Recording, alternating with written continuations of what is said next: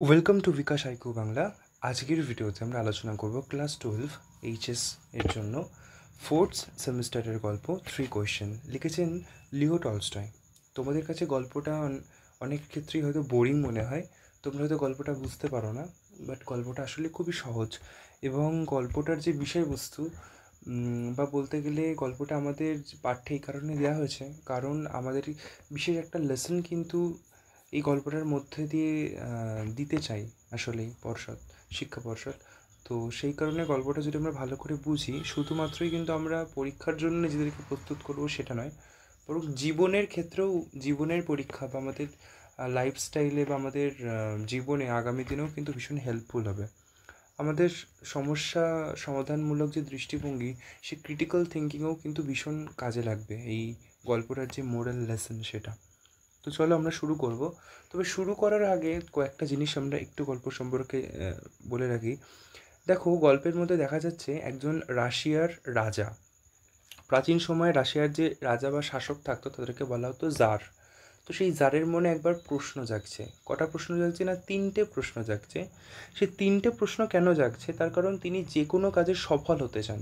তার জন্য 3টে প্রশ্ন উত্তর তিনি জানতে চান যে কোন কাজটা তার জন্য গুরুত্বপূর্ণ, কোন মানুষের কথা তার শোনা উচিত বা কোন কার কথা তার শোনা উচিত না, অ্যাভয়েড করা উচিত, এবং কোন কাজ কোন সঠিক সময় তিনি শুরু করবেন, কোনো কাজ শুরু করার সঠিক সময় কোনটা।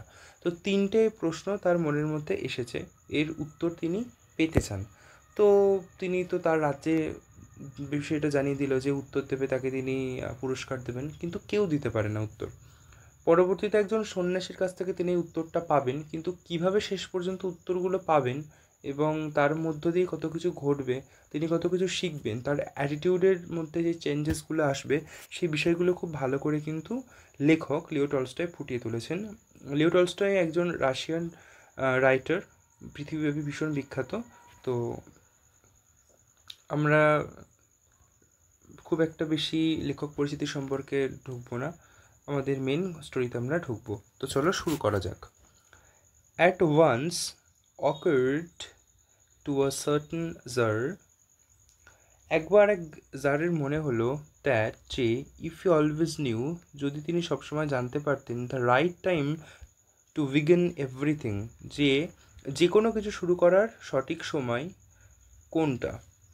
ইফ ই নিউ, যদি তিনি জানতে পারতেন, who are the right people to listen to, যে কারা সঠিক মানুষ যাদেরকে শুনতে হবে, অ্যান্ড হুম টু অ্যাভয়েড, এবং কাদেরকে অ্যাভয়েড করতে হবে, এড়িয়ে চলতে হবে, অ্যান্ড অ্যাবভ অল, এবং সর্বোপরি, ইফ ই অলওয়েজ নিউ, যদি তিনি সবসময় জানতে পারেন, what was the most important thing to do, যে কোন কাজটা সব থেকে গুরুত্বপূর্ণ করার জন্য, he would never fail in anything he might undertake, তাহলে তার আন্ডারে যে সকল কাজের দায়িত্ব থাকবে, তিনি সেই সকল কাজে কখনোই ব্যর্থ হবেন না, যদি তিনি এই প্রশ্নগুলোর উত্তর জানতে পারেন। তো চলো এবার আমরা নেক্সট পারে আসি। এখানে বলছে, and this thought having occurred to him, এই ভাবনা তার মনে হওয়াতে, he had it proclaimed throughout his kingdom, তিনি কি করলেন, তিনি এইটা ঘোষণা করলেন। প্রোক্লেম মানে ঘোষণা করলেন, থ্রু আউট হিজ কিংডম মানে তার পুরো রাজ্যে, থ্রু আউট মানে সমগ্র বা পুরো, আর কিংডম মানে রাজ্য, দ্যাট যে he would give a great reward, তিনি একটা মহান পুরস্কার, মানে এটা খুব মহান বলতে এখানে তো আর মহান বোঝাচ্ছে না, মানে তিনি একটা দারুণ পুরস্কার দেবে, খুব বড় একটা পুরস্কার দেবে, টু এনি ওয়ান, তাকেই, হু টিচ হিম, যে তাকে শেখাতে পারবে, what was the right time for every action, প্রত্যেকটা কাজের জন্য সঠিক সময় কোনটা, and who are the most necessary people, এবং সবথেকে প্রয়োজনীয় মানুষ কারা, কে বা কারা, and how he might know, এবং তিনি কি করে জানবেন, what was the most important thing to do, যে সবথেকে গুরুত্বপূর্ণ কাজ কোনটা। তো তিনি তো এটা তার রাজ্যে ঘোষণা করে দিলেন ব্যাপারটা, তিনি পুরস্কার দেবেন যে তার প্রশ্নগুলোর উত্তর দেবে, ওই 3টে প্রশ্নের। তো অ্যান্ড লার্ন মেইন, তো এরপর অনেক জ্ঞানীগুণী লোকেরা, মানে বিদ্যান মানুষেরা এলো টু দ্য জারের কাছে, but they all answered his questions differently, কিন্তু তারা জারের প্রশ্নের যে উত্তর প্রত্যেকেই আলাদা আলাদাভাবে দিল। এবার দেখো, এক একটা মানে জারের তো 3টে প্রশ্ন, তাহলে এক একটা প্রশ্নের যে উত্তর জার কি মনে করেন জ্ঞানীগুণী ব্যক্তিরা এসে যখন উত্তর দিচ্ছে তার মানে নিশ্চয়ই উত্তরগুলো এক হবে, কিন্তু শেষ পর্যন্ত দেখা যাচ্ছে উত্তরগুলো এক একজনের আলাদা আলাদা। তখন জার কিন্তু কনফিউজ হয়ে যাচ্ছে এবং কোনো উত্তরের সাথে স্যাটিসফাই হতে পারছে না। তখন জার বুঝতে পারছে যে এই উত্তরগুলো আসলে ভুল, এরা আমাকে সঠিকভাবে বোঝাতেই পারছে না বিষয়টা, মানে উত্তরগুলো দিতেই পারছে না। তো তখন তিনি তো তারপরে কি হবে সেটা আমরা দেখব।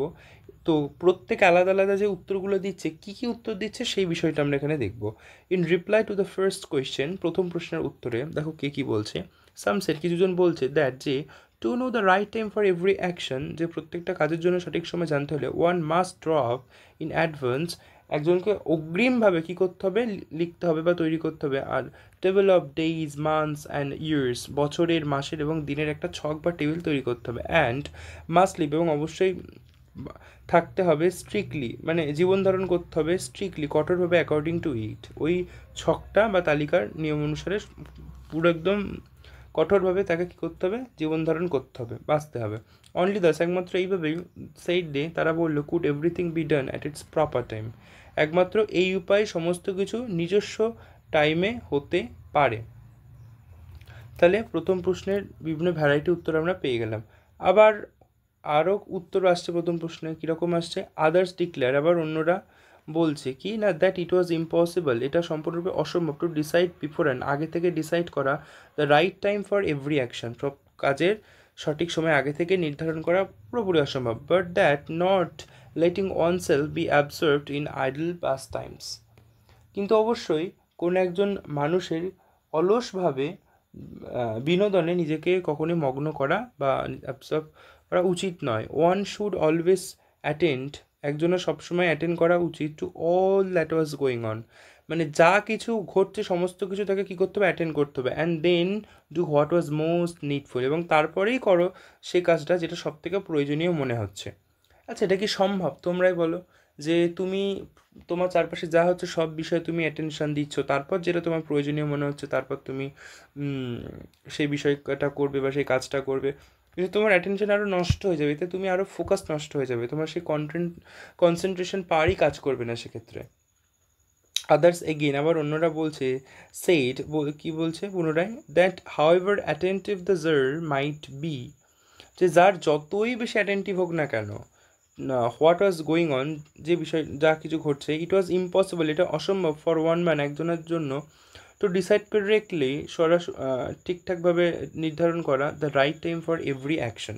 তাহলে আবার অন্যরা বলছে যে যার যত অ্যাটেন্টিভই হোক না কেন চারপাশে যা ঘটছে সেগুলোর প্রতি, যে কারোর প্রতি এটা অসম্ভব, একজন মানুষের পক্ষে এটা অসম্ভব যে কোনো কাজের সঠিক সময় নির্ধারণ করা।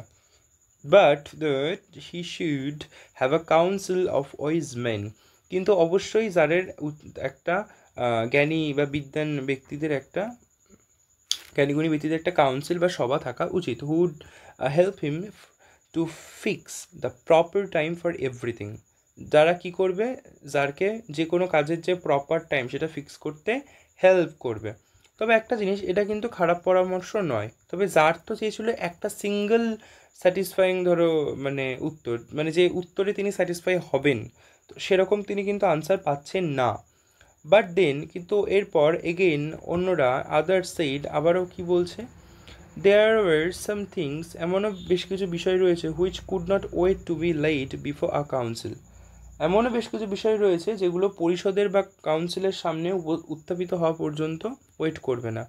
মানে যেমন ধরো এখন যুদ্ধ সংক্রান্ত নানান বিষয়, তুমি তখন যুদ্ধ সংক্রান্ত বিষয় ধরো অবশ্যই তুমি তোমার পরিষদ বা তোমার কাউন্সিলের কাছ থেকে ডিসিশন বলো, মতামত বলো নেবে, কিন্তু অনেক ক্ষেত্রে এতটা হঠাৎ আক্রমণ হয় বা বিভিন্ন বহু ঘটনা ঘটে যাতে তাৎক্ষণিক প্রতিক্রিয়া বা অ্যাকশন নিতে হয়, সেক্ষেত্রে তো তুমি কাউন্সিলের সাথে অনেক অনেক ক্ষেত্রেই তো তুমি ডিসকাস করতে পারবে না। তাই সেটাই বলছে যে এমন বহু ঘটনা রয়েছে যেগুলো আপনি কাউন্সিলের সাথে ডিসকাস করবেন, তারপর কাজ করবেন, এতটা সময় আপনি পাবেনই না। But about which one had at once to decide whether to undertake them or not, এমন বেশ কিছু বিষয় রয়েছে যেগুলো আপনাকে তৎক্ষণাৎ সিদ্ধান্ত নিতে হবে, ইমিডিয়েট সিদ্ধান্ত নিতে হবে যে weather undertake them are not, যে আপনি সেইগুলোর দায়িত্ববান নেবেন নাকি নেবেন না। But in order to decide that, কিন্তু সেটাকে নির্ধারণ করতে গেলে বা ডিসাইড করতে গেলে ওয়ান মাস্ট নিউ, একজনকে অবশ্যই জানতে হবে বিফোর হ্যান্ড, আগে থেকেই, what was going to happen, যে কী ঘটতে চলেছে। ইট ইজ অনলি ম্যাজিশিয়ানস, এটা একমাত্র ম্যাজিশিয়ানরাই পারবে। হু নোজ দ্যাট, যারা জানে, and therefore in order to know the right time for every action, তাই প্রত্যেকটা কাজে সঠিক সময় জানার জন্য ওয়ান মাস্ট কনসাল্ট ম্যাজিশিয়ানস, একজন মানুষের কী করা উচিত, সবসময় ম্যাজিশিয়ানদের সাথে কনসাল্ট করতে হবে। তাহলে এটা গেল আমাদের এই অংশটা। এরপরে আমরা পরবর্তী পেজে যাই। এখানে বলছে ইকুয়ালি ভেরিয়াস আনসার, একইভাবে আলাদা আলাদা উত্তর, were the answers various, were the answers to the second question, একইভাবে দ্বিতীয় প্রশ্নেরও একাধিক আলাদা আলাদা উত্তর ছিল। সামসের কিছুজন বলছে the people that are most needed, তো যে ব্যক্তি মানে যাদের সব থেকে প্রয়োজনীয় ব্যক্তি কারা, ওয়ার হিজ কাউন্সিলার্স, যাদের কাউন্সিলার্স মানে কাউন্সিলের বা ওই পরিষদের লোকেরা, আদার্স অন্যরা বলছে প্রিটস মানে পুরোহিত, অন্যরা আবার বলছে আদার্স দ্য ডক্টরস, ডাক্তারটা গুরুত্বপূর্ণ, হোয়াইল স্যাম সেইড, আবার অন্যরা বলছেন the warriors the most necessary, আবার কিছুজন বলছে যে এই যোদ্ধারা যাদের জন্য সব থেকে গুরুত্বপূর্ণ। তাহলে এরকম সেকেন্ড প্রশ্ন কী ছিল, যে যাদের জন্য গুরুত্বপূর্ণ ব্যক্তি কারা, মানে যার কাকে শুনবেন এবং কাকে অ্যাভয়েড করবেন, কার কথা। তো এবার দেখো থার্ড প্রশ্নের উত্তরে কি আসছে, to the third question as to what was the most important occupation, সব থেকে গুরুত্বপূর্ণ কাজ কি তৃতীয় প্রশ্নের ক্ষেত্রে। সাম রিপ্লাইড, কিছুজন উত্তর দিল that the most important thing in the world was science, এই পৃথিবীর মধ্যে সব থেকে গুরুত্বপূর্ণ কাজ কি, বিজ্ঞান। আদার সাইড, অন্যরা বলছে ইট ওয়াজ স্কিল ইন ওয়েলফেয়ার, যে এটা হলো যুদ্ধে দক্ষতা, অ্যান্ড আদার্স, এবং অন্যরা আবার বলছে এগেইন পুনরায় that it was religious warship, যে এটা হলো ধর্মীয় পূজার্চনা। তাহলে সব থেকে গুরুত্বপূর্ণ কাজ কি, কেউ বলছে বিজ্ঞান পৃথিবীর মধ্যে সব থেকে গুরুত্বপূর্ণ বিষয়, কেউ বলছে যুদ্ধের দক্ষতা গুরুত্বপূর্ণ, কেউ বলছে যে ধর্মীয় পূজার্চনা, ঈশ্বরের নাম করা সেটা গুরুত্বপূর্ণ। তাহলে এক একজনের এক এক রকমের উত্তর, তাহলে প্রত্যেকটা উত্তর তো আলাদা আলাদা হচ্ছে, তাহলে যার তো অবশ্যই স্যাটিসফাই হবেন না, আমরা বুঝতেই পারছি। তো দেখো এরপরে কি হচ্ছে, এরপরে আমরা দেখতে পাচ্ছি all the answers being different, তো সব উত্তর আলাদা আলাদা হওয়াতে the tsar agree to none of them, যার কোনো উত্তরের সাথেই কিন্তু কারোর সাথেই একজনের সাথেও কিন্তু সহমত হলেন না বা রাজি হলেন না, and gave the reward to none, এবং তিনি কাউকেই পুরস্কারও দিলেন না, but still wishing to find the right answers to his questions, কিন্তু তার প্রশ্নগুলো সঠিক উত্তর জানার ইচ্ছা যেহেতু তার মধ্যে ছিল, he decided to consult the hermit, তিনি ঠিক করলেন একটা হারমিটের সাথে কনসাল্ট করবেন, মানে তিনি পরামর্শ নেবেন।